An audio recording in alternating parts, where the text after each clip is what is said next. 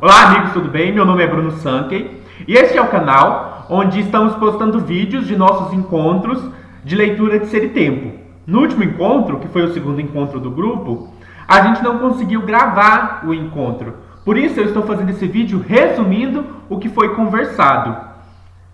Eu peço aí, se você quiser continuar acompanhando a leitura de Ser e Tempo aqui neste canal, que você deixe o seu like, se inscreva no canal, ative o sininho para receber as notificações sempre que o vídeo for postado. E aí na próxima semana, se a gente conseguir certinho, a gente vai estar postando o vídeo do encontro mesmo. Desta vez e na semana passada também, a gente acabou não postando o vídeo do encontro porque a gente não conseguiu gravar por questões técnicas, né? Nesse último encontro, a gente discutiu os capítulos 5 e 6 de Ser e Tempo.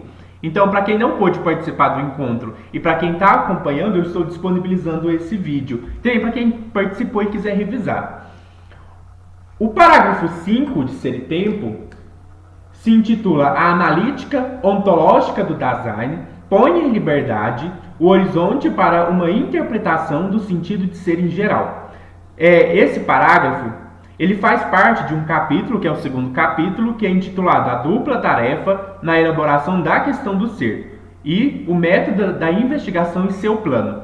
Nesse encontro, a gente só discutiu a dupla tarefa na elaboração da questão do ser, que são os parágrafos 5 e 6.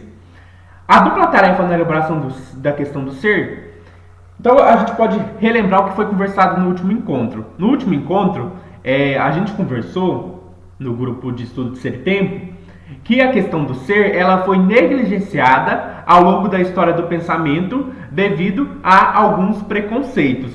E entre esses preconceitos estava o fato de que ser era entendido como um conceito muito universal e muito vazio, e por isso não fazia sentido filosofar sobre ele. Nesse sentido, Heidegger fala que é preciso colocar de maneira expressa a questão do ser. E aí ele vai colocar aqui duas tarefas que precisam ser colocadas nessa elaboração da questão do ser. A primeira tarefa é determinar o horizonte no qual será feita a interpretação do sentido do ser. E a segunda tarefa consiste na destruição da metafísica ou da história da ontologia, que é o que a gente vai ver hoje. São essas duas tarefas. Então, essas duas tarefas têm a ver a como deve ser o acesso ao ente, que é o Dasein. No último encontro também a gente conversou que a questão do ser, o ser como ele não é um ente, como ele não está por aí como outras coisas, para se colocar a questão do ser, a gente precisa usar um ente como fio condutor dessa questão. E a gente viu que o Dasein é o ente que preferencialmente, ou que tem uma precedência ontoontológica para que se coloque a questão do ser. Se você não assistiu o primeiro vídeo, assista para entender por que o Dasein tem uma precedência ontoontológica para que se coloque a questão do ser. Então, o acesso ao ser toma como fio condutor o Dasein. E aí, como deve se dar esse acesso? Como deve ser colocada essa questão para tomar o Dasein como fio condutor? E aí o Heidegger vai dizer assim, que o Dasein, ele nos é onticamente mais próximo e ao mesmo tempo ontologicamente o mais longínquo ou mais distante. Por que o Heidegger diz isso? O Dasein é o ente que está mais próximo de nós. Então assim, eu tenho aqui esse todinho, ou eu tenho aqui essa colher, e esses entes, eles estão mais distantes de mim do que eu mesmo. Então assim, eu estou mais próximo de mim mesmo. Isso como a gente estudou na semana passada, no último vídeo, na verdade, no último encontro, a gente estudou que o ôntico é aquilo que diz respeito ao ente. O ente que está mais próximo de mim mesmo sou eu mesmo. Por isso, o Dasein é o ente que está mais próximo de si mesmo. Mas, ao mesmo tempo, ele é o ente que está ontologicamente mais distante. Ontológico é aquilo que diz respeito ao ser. Meu modo de ser acaba sendo o modo de ser mais distante de mim mesmo. Por quê? Porque eu acabo compreendendo o meu modo de ser a partir das coisas, dos entes do mundo. Fazendo isso, eu me distancio de mim mesmo. Então, assim, ao invés de compreender o meu ser por mim mesmo, eu acabo interpretando o meu modo de ser a partir daquilo que eu conheço do mundo. E a gente percebe o quanto as ciências acabam fazendo isso, Então, assim, você tem, por exemplo, uma psicologia experimental, que tenta entender o ser humano da mesma maneira que se entende os fenômenos físicos, que se entendem os fenômenos do mundo empírico. Então, assim, o ser humano acaba sendo interpretado a partir dos outros entes. Então, aquilo que a gente conhece sobre os outros entes, a gente usa como modo de interpretação do nosso próprio ser. E fazendo isso, a gente acaba se distanciando de nós mesmos, né? Porque a gente acaba interpretando nós mesmos a partir dos outros entes. E isso acaba fazendo com que nós sejamos mais distantes ontologicamente de nós mesmos, na medida em que acabamos por nos afastarmos do nosso próprio modo de ser ou compreendê-lo de modo distorcido, né? Então, para lembrar, o Dasein, quando ele dizer que o Dasein nos é onticamente mais próximo, significa que nós somos cada vez nós mesmos, e por isso somos o ente mais próximo de nós mesmos. E dizer que o Dasein nos é ontologicamente mais distante significa dizer que temos a tendência de entender nosso próprio ser a partir dos entes, né? Depois o Heidegger vai fazer uma distinção entre três dimensões, né, podemos colocar assim, 3 dimensões de interpretação. E para entender essas dimensões, a gente precisa, que são a dimensão existencial, existenciária e categorial. Vou explicar cada uma. Primeiro a gente precisa distinguir a dimensão categorial da dimensão existencial. O que é categorial? Categorial são todas aquelas estruturas dos entes que não possuem o modo de ser do Dasein. Então assim, eu tenho aqui uma caneta. Essa caneta não é um Dasein, não tem o modo de ser do ser humano. Então, quando eu vou analisar as características eu falei caneta. Essa colher, gente. Troquei aqui a palavra. Essa colher não tem as características do modo de ser humano, né? É uma caneta. É uma colher. Essa colher, ela tem várias características. Então, ela é sólida, ela tem um determinado tamanho, ela tem uma determinada cor, aqui meio marrom e aqui meio prata, ferro, não sei, mas ela tem várias características, é um formato. Quando eu vou analisar as características dessa colher, eu chamo essas características de categorias. Então, assim, a interpretação das categorias eu chamo de interpretação categorial ou analítica categorial. Então, quando eu analiso, né, essa colher, eu estou analisando suas características, eu chamo isso de categorial. Se vocês pegarem uma obra do Aristóteles chamada Categorias, ele vai listar ali várias categorias da substância, né, ou dos entes, melhor dizendo. E aí você vê ali que ele coloca como categoria a quantidade, a qualidade. Então, assim, você pode pensar na qualidade, na quantidade. São características dos entes que não possuem o modo de ser do Dasein. E também você pode depois o Heidegger, mais pra frente na obra, vai tratar dessas características. Porque essa parte aqui é uma introdução, então ele vai lançando, né, diversas questões que ele vai trabalhar ao longo da obra. Então, assim, depois, mais pra frente, o Heidegger vai fazer uma interpretação categorial dos entes que ele chama de utensílios, né? Outra dimensão, aí quando eu quero tratar do Dasein, por exemplo, do modo de ser do ser humano, aí eu já não falo mais de categorias, eu falo de existenciais. Existenciais é uma analítica das estruturas essenciais do Dasein. Então, o Dasein tem determinadas estruturas essenciais, que também vai ser estudada depois ao longo da leitura de Ser e Tempo, que é ser para a morte, ser no mundo, ser com outros. Essas são estruturas do Dasein. A análise dessas estruturas que será feita ao longo da obra é chamada de análise existencial ou interpretação existencial. E essas estruturas são chamadas de existenciais. Eu espero que tenha ficado clara a distinção entre o que é categorial, aquilo que diz respeito aos entes que não possuem o modo de ser do Dasein, e aquilo que é existencial, aquilo que diz respeito ao ente que tem o nosso modo de ser, o Dasein. Aí, depois a gente faz uma outra distinção, que é a distinção entre existencial e existenciário. Então, a gente já definiu o existencial. Existencial, a interpretação existencial é a analítica das estruturas ontológicas do Dasein. Agora, existenciária é a analítica da dimensão ôntica concreta do Dasein. Então, todo existencial ele se expressa no existenciário. Porque, assim, embora existam estruturas essenciais do Dasein, o Dasein sempre existe num contexto concreto, num contexto fático. Então, assim, eu, Sankey, tenho as minhas estruturas essenciais, né? Porque eu sou um Dasein, então eu sou ser no mundo, ser para a morte, ser com outros. No entanto, eu existo aqui no mundo concreto, fisicamente, e eu sou um aluno do mestrado de filosofia, eu sou formado em psicologia, eu sou filho da minha mãe, eu nasci em Araguari, e aí eu posso listar várias características minhas, e essas características não diz respeito às estruturas essenciais do Dasein. Essas características que diz respeito à minha existência concreta, à minha existência ôntica como ente concreto no mundo, eu chamo de estrutura existenciária. Então, o fato de eu ser aluno do mestrado de filosofia, o fato de eu ser formado em psicologia, então eu sou um psicólogo, sou um mestrando em filosofia, essas questões são existenciárias. Uma maneira, né, que a gente até colocou no grupo, de distinguir o que é existencial e o que é existenciário é o modo de pergunta. Quando eu pergunto como é você, eu estou perguntando pelos existenciais. Quando eu pergunto quem é você, eu estou perguntando pelos existenciários. Por exemplo, quando alguém chega em mim e fala assim, Bruno, quem é você? Aí eu falo, olha, eu sou o Sankey, o Bruno, sou formado em psicologia, sou mestrando em filosofia e eu vou listando várias categorias, vários existenciários, melhor dizendo, que dizem respeito a mim. Esses existenciários, né, essas características que dizem respeito a uma existência concreta, elas respondem à pergunta quem é você. É só uma maneira de facilitar, né? Nem sempre é perfeita essa analogia, mas acaba ajudando a gente. E quando eu pergunto como é você, eu estou perguntando sobre o seu modo de ser. Então você é ser no mundo, né? O seu modo de ser é ser no mundo, o seu modo de ser é ser com outros. Então, quando eu pergunto como é você, eu estou perguntando pelos existenciais.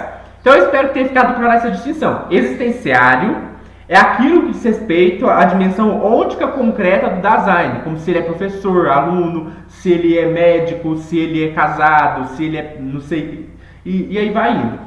E existencial é aquilo que diz respeito às estruturas essenciais ontológicas do Dasein, que serão analisadas ao longo de Ser e Tempo, né? Já que Ser e Tempo tem uma preocupação ontológica. Então essas estruturas essenciais do Dasein são estruturas que são trabalhadas ao longo da obra.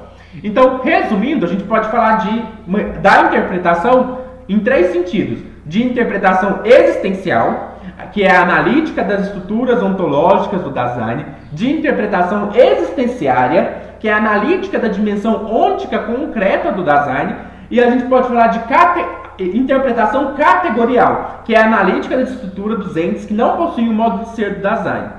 Eu espero que tenha ficado claro essas distinções.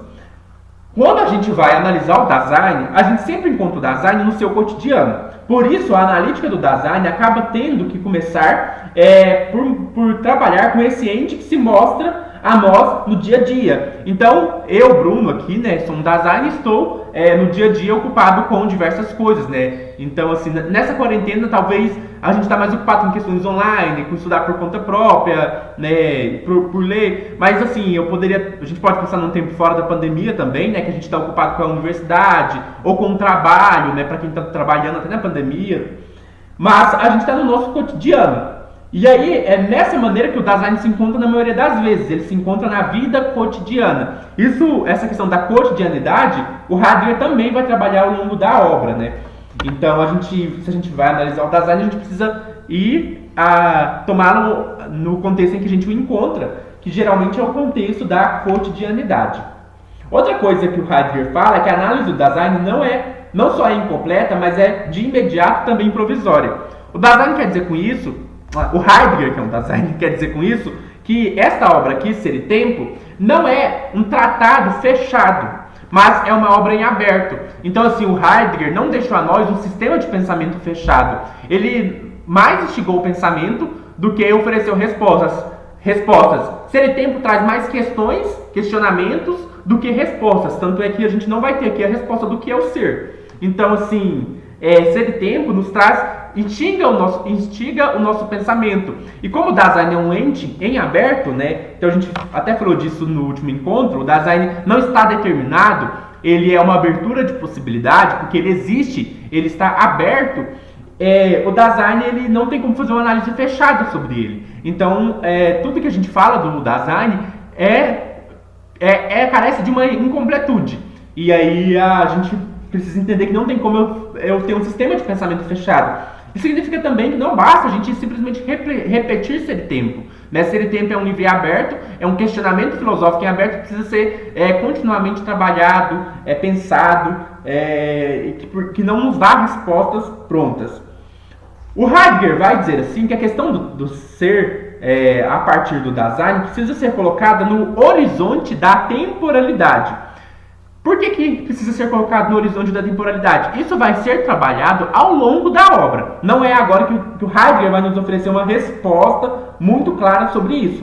Mas ele vai nos mostrar por que o tempo se mostra como aquilo que parece estar associado à questão do ser. E ele vai mostrar algumas pistas sobre isso. Mas primeiro ele distingue entre dois conceitos de tempo. O tempo próprio, que é o tempo que a gente vai pensar aqui como relacionado ao ser do Dasein, né, que é a questão que a gente está buscando, que é o tempo em relação à questão do ser, e é o tempo no fundamento do Dasein, e o tempo que ele chama de tempo vulgar, que é o tempo do relógio. Né? Então esse tempo que a gente conta no nosso relógio, esse tempo cronológico, ele chama de tempo vulgar. Um conceito emerge do outro. É aí que tem a noção de originário. Né? Então assim, um conceito próprio dá origem a um conceito vulgar. Isso está presente sempre no pensamento do Heidegger, né? De que por trás dos nossos conceitos impróprios existe um conceito mais próprio. Então, assim, do conceito impróprio de tempo, ou do conceito vulgar de tempo, como tempo cronológico, existe uma temporalidade mais fundamental, que é o tempo como ser do Dasein. O Heidegger só coloca a questão, então ele não explica muita coisa, isso ele vai trabalhar ao longo da obra. E aí o Heidegger vai citar duas interpretações do tempo, que são bastante interessantes, que são as de Aristóteles e Bergson. Aristóteles, ele propunha que o tempo é movimento quantificado. Se vocês lerem a Física de Aristóteles, ele vai dizer assim, que o tempo é o movimento contado segundo o anterior e o posterior. O que isso significa? Que para existir tempo, precisa existir a alma, a psique. Então assim, sem uma alma que conta, não existe tempo. O tempo só existe quando uma alma conta o tempo, conta o movimento, quantifica o movimento. Sem a psique, sem a alma, não tem como existir o tempo. Pode existir ali um movimento, mas o movimento ele só pode ser compreendido na temporalidade quando há uma alma, uma psique, que vai ali e faz e quantifica esse movimento. Então o tempo é movimento contado segundo o anterior e o posterior. Isso significa que não existe tempo sem a psique. A psique é uma forma imprópria de falar do Dasein. Né? A psique somos nós, seres humanos. Então a psique é uma forma imprópria, um conceito impróprio de Dasein. Então assim, se a gente for pegar assim, no fundamento do que Aristóteles está falando, a gente pode concluir então que por mais que Aristóteles coloque isso numa linguagem imprópria, o que ele está querendo dizer é que não existe tempo sem o Dasein, que é uma coisa que o Heidegger vai concordar e que ele também vai trabalhar ao longo da sua obra, né, para a gente entender isso. O outro pensador que ele cita é o Bergson. O Bergson vai falar do tempo como duração, né? E aí o Bergson eu não conheço muito, foi falado um pouco sobre ele no encontro, mas assim, eu não tenho muita propriedade. Mas o Bergson ele vai falar do tempo como duração e ele vai propor que o tempo, né, ele precisa de uma consciência. Né? Você tem o tempo espacializado da física, que é aquele tempo que é medido assim, você tem um ponto A, um ponto B, né, no espaço, e aí o tempo ocorre nesse espaço. No encontro a gente falou também de uma noção do tempo muito associada ao espaço, em Bergson, no sentido do espaço como horizonte em que as coisas se dão, né? Então existe um espaço de tempo onde as coisas se dão, a gente até usa essa expressão, né? Espaço de tempo, né? Um espaço de tempo onde as coisas se dão, que ainda é um conceito meio impróprio, mas o Bergson vai falar assim que o tempo só pode existir porque existe uma mente que tem uma memória.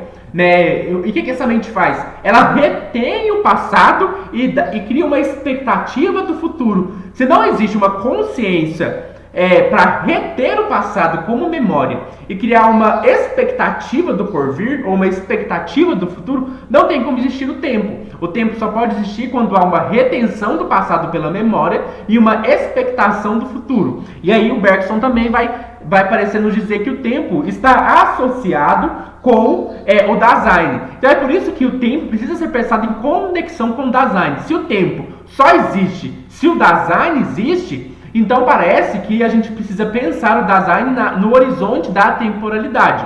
Então essa é a primeira pista que o Heidegger vai colocar para a gente pensar a temporalidade em associação, ou pensar o Dasein em associação com a temporalidade. Tempo é uma questão muito complexa, né? E assim, para ilustrar como o tempo é uma questão tão complexa, e a gente pode pensar aqui numa discussão, por exemplo, que aparece em Agostinho, que aparece em Zenão, né? Pra gente só pensar o quanto o tempo é uma coisa complexa. Para pensar que o tempo é complexo, basta assistir Dark, por exemplo. Mas assim, para ver o quanto o tempo é uma questão filosófica complexa, a gente pode pensar numa questão assim. Se eu pego, por exemplo, um período de tempo de 1 hora, eu posso sempre dividir esse período de tempo na sua metade, né? Então assim, vamos pensar assim, a gente sabe que o tempo é constituído por uma sucessão de agoras. Quanto dura um agora? Né? Essa seria uma questão interessante. Qual que é a menor partícula de agora que a gente tem? E aí a gente poderia fazer assim, para tentar achar essa partícula. Tem 1 hora, eu divido 30 minutos. Vamos dividindo até chegar na menor partícula. 30 minutos divido 15 minutos. 15 minutos divido 7 minutos e meio. 7 minutos e meio divido dá o quê? 4 minutos, por aí, né? E aí você vai dividindo. Né? Você vai chegar a milionésimo de segundos, né? Segundo, milionésimo de segundos. Você vai dividindo. Você vai descobrir que você pode dividir infinitamente esse período de tempo. E aí fica uma questão, se eu posso dividir o tempo em infinita partes, então não tem como o tempo passar, porque para chegar de 0 minutos até 1 hora, eu precisaria de atravessar infinitos agoras. Então aí a gente já tem um problema, parece que a gente tem uma coisa muito complexa aí. Isso é só para a gente ilustrar o quanto a temporalidade é algo complexo. E aí o tempo, assim, o Agostinho, né, nas Confissões, até foi comentado no encontro isso, o Agostinho nas Confissões fala assim, tipo assim, eu tenho uma noção do que é o tempo, eu sei o que é o tempo, mas se alguém me perguntar, eu não sei responder. Então é mais ou menos isso, né? Esse é um outro ponto em comum entre o tempo e o ser. Todos nós temos uma noção do ser, né, que o Heidegger vai chamar de noção pré-ontológica. Pré-ontológica no sentido assim, antes mesmo de ser tematizado filosoficamente a questão do ser, todo ser humano possui uma noção do que é o ser. A gente está usando o verbo ser a todo tempo. O céu é azul, a caneta é esférica, né, cilíndrica. E aí a gente está usando ser o tempo todo. A gente parece ter uma noção do que é o ser, mas se alguém perguntar o que é o ser para você, você não sabe responder. O mesmo acontece com o tempo. O que é o tempo? Eu também não sei responder. E isso ocorre porque tanto o tempo quanto o ser não são entes. Eu não vejo ser por aí. E aí, embora o tempo passe, eu não vejo o tempo por aí. O tempo não é um ente, não é uma coisa entre outras coisas. E esse é outro ponto que nos faz pensar que a questão do tempo e a questão do ser estão entrelaçadas, muito entrelaçadas, né? Outra pista que o Heidegger vai citar para a temporalidade ser o horizonte da nossa questão do ser, da elaboração da questão do ser, é que a temporalidade foi usada na história da filosofia para distinguir as regiões do ser. Olha que interessante. Se você pega uma distinção que foi feita na história da filosofia entre duas regiões do ser, que seria a região temporal e a região intemporal. Segundo essa distinção, existem os entes temporais. Quais são os entes temporais? Os entes naturais e históricos. Então, assim, se eu pego os fenômenos da natureza, por exemplo, a evolução biológica, ela ocorre dentro de uma temporalidade. Se eu pego a história, né, então assim, passando da antiguidade para a Idade Média, para a Idade Moderna, até chegar na Idade Contemporânea, eu tenho um processo que se desenrola no tempo. Esses entes são entes temporais. Mas existe uma outra região do ser que é composta pelos entes intemporais, né, que são os entes mais abstratos, como os números e as relações espaciais. Porque ente não precisa ser necessariamente uma coisa concreta. Ente pode ser um ente abstrato, como, no caso, os números, né? As figuras geométricas. E essas figuras geométricas, os números, não estão submetidos à temporalidade. E por isso eles são intemporais, né? Outra distinção na história da filosofia, que nos mostra como a questão do tempo e do ser estão intrinsecamente relacionadas, é a noção de distinção de duas regiões do ser. O ser criado e o ser incriado, ou os entes criados e os entes incriados. Então, assim, a teologia, né, e isso depois vai ficar subtendido no pensamento filosófico, até Hegel, né, até Hegel tem essa distinção entre o ente criado, aqueles entes que são temporais, e o ente incriado, criado, aquele ente que é atemporal. Então, na história da filosofia, o tempo, a temporalidade, foi usada como critério de separação de regiões do ser. E isso nos mostra mais uma vez que quando você pensa a questão do ser, ela precisa ser pensada em conjunto com a temporalidade. Essa investigação da temporalidade, o Heidegger chama de determinidade temporal. Determinidade temporal é a investigação da temporalidade dos fenômenos, isto é, a investigação do próprio tempo. Este é o parágrafo 5º de Ser e Tempo. Agora, a gente vai falar do parágrafo 6º. O parágrafo 6º de Ser e Tempo talvez seja um dos parágrafos mais importantes da obra. O parágrafo 6 de Ser e Tempo é essencial e influenciou diversos filósofos. Esse parágrafo é intitulado A Tarefa de uma Destruição da História da Ontologia. O parágrafo anterior, o 5º que a gente conversou, fala do horizonte de interpretação. Então são duas tarefas: definir o horizonte de interpretação. Esse horizonte de interpretação é a temporalidade, como a gente viu. A segunda tarefa é uma destruição da história da ontologia. Destruição talvez não seja a melhor palavra, hoje, porque ela tem uma conotação muito negativa. No entanto, outra palavra que a gente poderia estar usando é desconstrução. Só que desconstrução virou um termo tão banalizado hoje, qualquer coisa as pessoas estão desconstruindo, Então a gente tem essa ideia dos desconstruídos. Mas assim, o que acaba que o termo ficou meio banalizado. Para a gente entender o que significa o termo destruição, eu vou citar uma frase, uma definição do filósofo Jacques Derrida, ou Derrida, na obra Gramatologia. O Derrida, ele foi influenciado pela noção de destruição do Heidegger, só que ele deu um sentido bem próprio na filosofia dele, mas a definição que ele dá é bem interessante e é a mesma que o Heidegger adota, assim, nesse primeiro momento. Então, o Derrida diz assim: destruição não significa demolição, mas desconstrução de significações. O que isso quer dizer? Que a destruição heideggeriana não é só no sentido negativo, Ela tem um sentido positivo também. Ela é só uma desconstrução de significações e não uma destruição. O que isso quer dizer? A gente viu no último encontro, ou no último vídeo, para quem acompanha aqui no canal, que ao longo da história da filosofia, a questão do ser, ela foi recebendo muitas interpretações, e existiram muitas interpretações que foram ocultando a questão do ser, tornando ela negligenciável ao longo da história do pensamento. E aí a gente pode fazer uma comparação com isso com a ideia de sedimentação geológica, Se você pega uma rocha, ao longo das eras geológicas, ela vai se sedimentando e formando aquela rocha, E aí você pensa, você tem ao longo da história da filosofia várias interpretações sedimentadas. E o Derrida até vai falar assim que a gente poderia chamar essa destruição de dessedimentação, que é eu dessedimentar essas interpretações sedimentadas.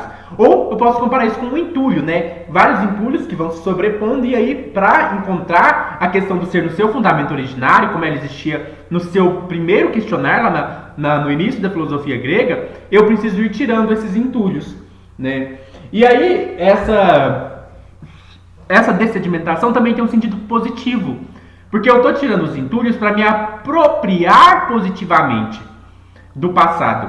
Então, existe a destruição tem um sentido negativo e positivo. Negativo e positivo não tem um sentido de valor. Negativo é aquilo que destrói, e positivo é aquilo que recupera o que é positivo mesmo. Então, há na destruição dois aspectos: um aspecto de desconstrução e um aspecto de apropriação. A desconstrução é o aspecto negativo, que significa tirar os entulhos, dessedimentar. Agora, a apropriação é eu me apropriar daquilo que na história do pensamento é válido em relação à questão do ser. Então, o Heidegger vai colocar várias coisas, Dasein como tendo a historicidade como um modo de ser fundamental dele. Isso vai ser trabalhado mais pra frente na obra. Então, assim, a historicidade é aquilo que constitui o ser do Dasein, Isso está relacionado com a temporalidade, mas isso ele vai discutir na obra mais pra frente. Não precisamos nos preocupar com isso agora. A gente só precisa entender que há uma decadência do Dasein na tradição. No sentido, o que é decadência? Decadência é uma queda, É uma queda numa impropriedade. Então, assim, a questão do ser ela acabou se tornando imprópria ao longo da tradição. O Heidegger vai falar assim que houve uma multiplicação de perspectivas filosóficas, assim. Então, assim, ao longo da história do pensamento, você vai tendo uma multiplicação muito grande de perspectivas filosóficas, né, o que torna a coisa muito bagunçada. E aí o Heidegger vai citar alguns pensadores, né, e que a gente vai entender aqui como que a questão do ser acabou sendo distorcida ou sendo ocultada ao longo da história da metafísica ou da história da ontologia. Como que se deu isso? Primeiro você começa com os pré-socráticos. Os pré-socráticos, eles colocaram a questão do ser, que eles queriam entender qual que é a constituição fundamental da realidade, qual que seria a arqué, e houve muita discussão sobre isso. Depois, e aí os dois principais nomes são Heráclito e Parmênides, né? Parmênides que vai propor que toda realidade é um ser imutável, e ao contrário, Heráclito vai propor que toda realidade é um ser em constante mudança, então não é um ser, na verdade é um vir a ser. Depois você vai ter Aristóteles e Platão, ou Platão e Aristóteles, que vão trabalhar a noção de ser, cada um da sua maneira. Platão, né, vai propor que o ser, ele se diz respeito às ideias eternas, enquanto Aristóteles vai propor que o ser diz respeito às formas eternas, e não aquilo que muda, não a matéria que está em movimento. Isso é interessante, porque assim, quando Heidegger fala assim, vamos pensar a questão do ser no horizonte da temporalidade, ele está rompendo com esse modo de pensar do Platão e do Aristóteles, né? De pensar que o ser diz respeito a uma essência imutável. Porque a questão da temporalidade é uma coisa que incomoda muito a filosofia. Porque se eu questiono assim, por exemplo, eu tenho aqui esse celular.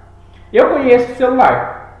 Se tudo está em constante mudança no tempo, eu não posso conhecer o celular, porque o que eu sei do celular agora é só para agora. O que vai acontecer, o celular depois, quando eu me volto a aprender ele de novo, já não é o mesmo celular, eu também já não sou o mesmo, né? Tem aquela frase do Heráclito, não tem como se banhar 2 vezes no mesmo rio, porque as águas, o rio já não é mais o mesmo e você também não é mais o mesmo. Então se tudo está constante mudança, não tem como eu conhecer nada. Então o que a história da filosofia fez?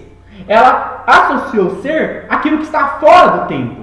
Aí o Heidegger vai falar, olha, mas a gente não pode fazer isso, porque tudo o que se apresenta a nós se apresenta no horizonte da temporalidade. Não podemos fugir disso. Então, se queremos colocar a questão do ser, precisamos colocá-la no horizonte da temporalidade.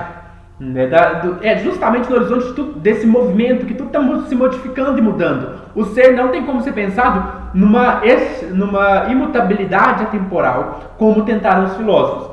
Aristóteles, na obra Metafísica, ele vai dizer assim, que a metafísica ela se determina como teologia. Então, ela pode, na medida que ela busca as causas primárias da realidade, e aí ela acaba indo até a causa primordial, que é Deus, né, que são os primeiros motores, mas Aristóteles também vai falar de Deus.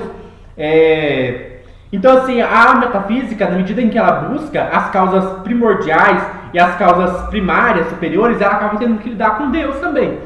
E aí, a partir disso, a metafísica passa a se determinar como teologia.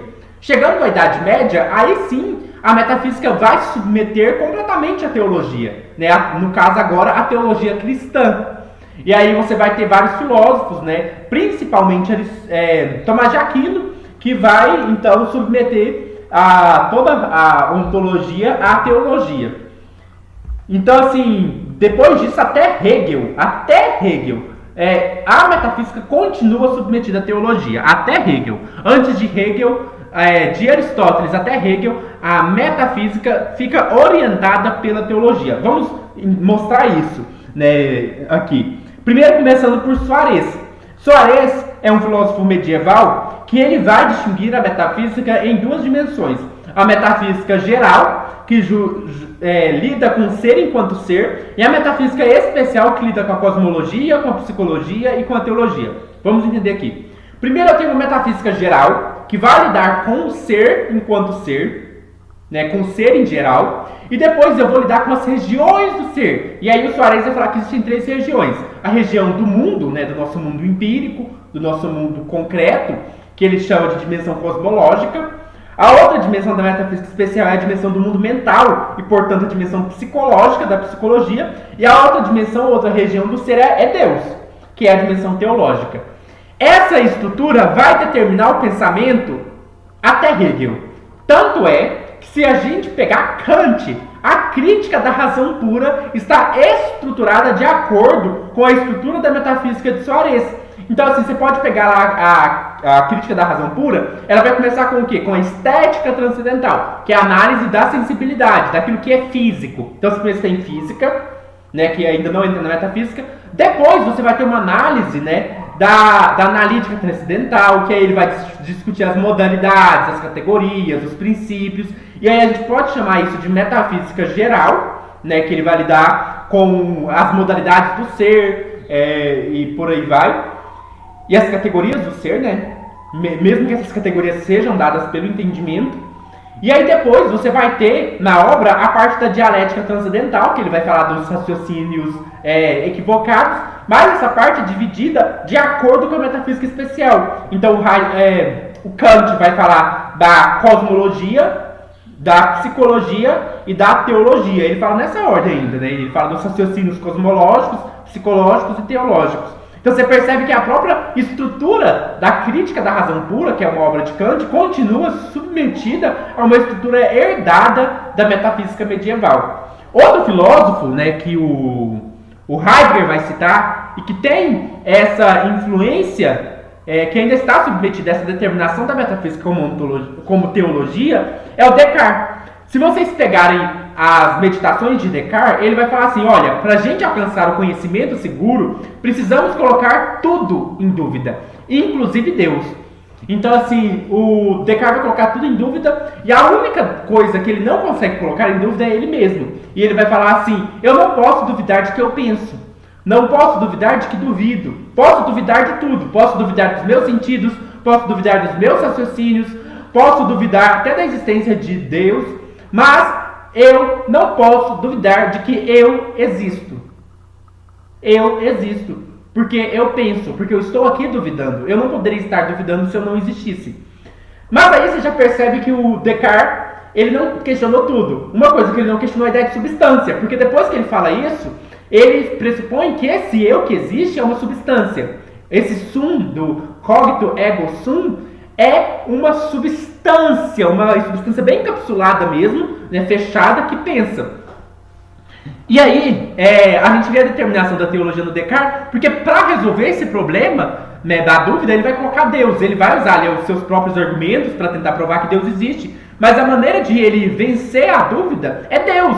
Ele vai dizer assim, olha, se Deus existe, Deus é bom, justo e perfeito, ele não pode estar me enganando. Se ele não está me enganando, não está me iludindo, como se ele fosse um gênio maligno que me engana, então eu posso confiar nos meus sentidos e posso confiar nos meus raciocínios, porque Deus não pode estar me enganando. Então, a noção de Deus na filosofia de Descartes é essencial. E aí a gente vê então que a sua metafísica, a metafísica cartesiana, continua determinada pela teologia.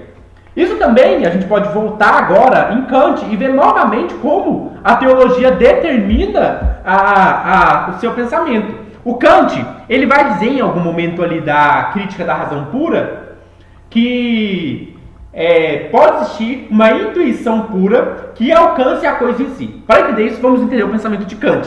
Kant, ele faz uma distinção entre a coisa em si e o fenômeno.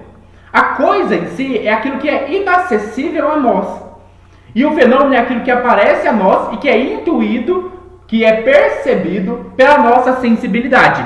O Kant vai dizer que nós, seres humanos, conseguimos acessar somente o fenômeno. A coisa em si nos permanece incognoscível. Mas tem um momento ali na crítica da razão pura que ele diz assim, talvez, pode ser que exista um ser que tenha uma intuição pura. E na medida que esse ser não tem um corpo, não tem sensibilidade, ele não percebe as coisas mediadas pela sensibilidade, mas ele as percebe de maneira imediata. E esse ser, portanto, poderia então alcançar a coisa em si. O Kant não fala se esse ser existe, porque na crítica da razão pura ele fala que é impossível provar racionalmente a existência de Deus. No entanto, a gente percebe por esse trecho que a distinção entre coisa em si e fenômeno tem a ver com a distinção entre o ente criado e o ente incriado. Porque o ente criado, os seres humanos que têm corpo, que têm sensibilidade, eles não podem conhecer tudo, porque eles são seres finitos. Eles têm um conhecimento limitado. Na medida em que nós somos seres criados, nós temos o conhecimento limitado. Por isso não podemos conhecer a coisa em si. Agora Deus, que é o ente incriado, que é o ente infinito, ele poderia, se ele existir, conhecer a coisa em si. Então a gente já percebe que a distinção entre fenômeno e coisa em si, no fundo, reflete uma distinção teológica entre conhecimento ilimitado e infinito de Deus e conhecimento limitado do ente finito e criado que é o ser humano. Então a gente percebe mais uma vez a filosofia de Kant operando no horizonte da teologia. Isso é bastante interessante. Isso vai perdurar até Hegel, né? Hegel depois vai falar do espírito absoluto, que chega próximo a uma noção de Deus mesmo, que se materializa ao longo do processo histórico. E aí, em Hegel, a determinação da metafísica como teologia alcança a sua plenitude. Então, assim, entender isso nos ajuda a compreender por que é necessária uma destruição da história da ontologia. Porque a história da ontologia ficou determinada de acordo com vários preconceitos e pressupostos. Como eu disse, essa destruição ela não tem só um sentido negativo. Eu vou dar um exemplo para vocês perceberem como a destruição ela tem dois aspectos. Um aspecto negativo, de desconstrução, e um aspecto positivo, de apropriação positiva. Por exemplo, se eu pegar Descartes ele faz uma distinção entre a res cogitans, que é a substância pensante, e a res extensa, que é a substância material extensa. Então, assim, nós seres humanos somos res cogitans, somos substâncias pensantes, se a gente for pensar só na nossa alma. Agora, as demais coisas, os entes do mundo, materiais, eles são res extensa. Olha, desconstrução. Vamos lá para a desconstrução. O que há de precisa ser desconstruído nisso, de negativo? O que seria negativo? Que precisa ser desconstruído? São várias noções que estão aí operando de acordo com a ontologia tradicional, como a noção de substância. Substância pensante, essa substância encapsulada, que pode ser separada da substância não pensante. Então a noção de substância aí não é muito legal. Mas qual que é a apropriação positiva que a gente pode fazer disso?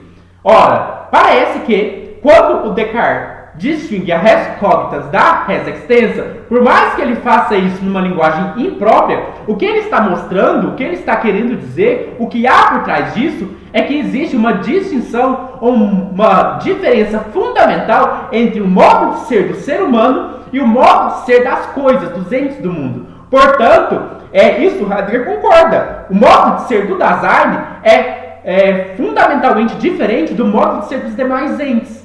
Então vocês percebem aí que existe algo de positivo, no sentido de que o Descartes percebeu que existe uma diferença fundamental entre o modo de ser humano e o modo de ser dos demais entes, e ao mesmo tempo há uma questão que precisa ser desconstruída, que é a noção ontológica tradicional de substância, que ali permanece inquestionada. É isso que é a destruição. A destruição é olhar na história da ontologia, desconstruir aquilo que é impróprio, distorcido, e se apropriar daquilo que é positivo.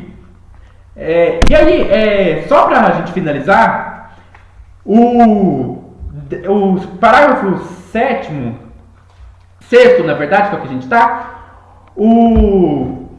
ele vai até citar uma expressão de Aristóteles, né, que é tipo assim: o homem é um animal racional, o ser humano é um animal racional. E o Heidegger vai dar uma interpretação bem interessante para essa declaração de Aristóteles, que ele vai falar assim: o homem é um animal racional é a interpretação que ficou na história da ontologia. Mas será que essa é a interpretação mais própria? Aí, de novo, né? A gente precisa de apropriação positiva e desconstrução negativa. Qual que é a desconstrução que a gente faz? Olha, parece que a noção de o homem é animal racional é uma interpretação distorcida do pensamento de Aristóteles. Mas o que é de positivo nesse pensamento? Aí o Heidegger vai lá para o grego. O homem é animal racional, no grego, se eu não me engano, fala zoon, logon, exon. Ou seja, o ser humano é um animal racional. O ser humano é um animal de logos. Logos é uma palavra que não significa necessariamente racional. Quem conhece o Evangelho de São João, ele começa assim: no princípio era o logos. Qual que é a tradução que as Bíblias trazem? No princípio era o verbo, no princípio era a palavra. Então logos significa palavra, discurso, linguagem. Então, uma maneira de a gente interpretar melhor Aristóteles seria dizer: um homem é um animal de palavra, um homem é um animal de linguagem discursiva. E aqui a gente vê mais uma vez a destruição da ontologia nos ajudando. Então, assim, eu consigo me apropriar positivamente de uma declaração de Aristóteles, de que o ser humano é, na verdade, um ser de linguagem, um ser de discurso, e que o discurso, a linguagem discursiva, caracteriza um modo fundamental do Dasein. Então eu espero que esses exemplos de destruição ontológica ajudem vocês a entender como que funciona esse processo de destruição, e que não é uma demolição simplesmente negativa, mas também ela é a apropriação positiva do passado. Então é isso. Primeiro, resumindo o que a gente conversou hoje nesse encontro, quinto parágrafo. Resumindo o que a gente conversou hoje nesse encontro, 2 tarefas para a elaboração da questão do ser. Primeira tarefa, elaborar a questão do ser no horizonte da temporalidade. Segunda tarefa, elaborar a questão do ser a partir de uma destruição negativa e positiva da história da ontologia. É isso, e eu espero que na próxima semana a gente já consiga disponibilizar o vídeo do próprio encontro. Infelizmente a gente ainda não está conseguindo gravar, mas a gente vai conseguir aí. E aí, se você quiser receber a notificação do próximo vídeo, que a gente vai continuar a leitura, né? Na próxima semana a gente vai estar lendo os parágrafos 7º e 8º, que você deixe aí sua inscrição, ative o sininho, dê seu like, comente e ajude aqui esse canal que está disponibilizando para vocês uma leitura da obra de Heidegger.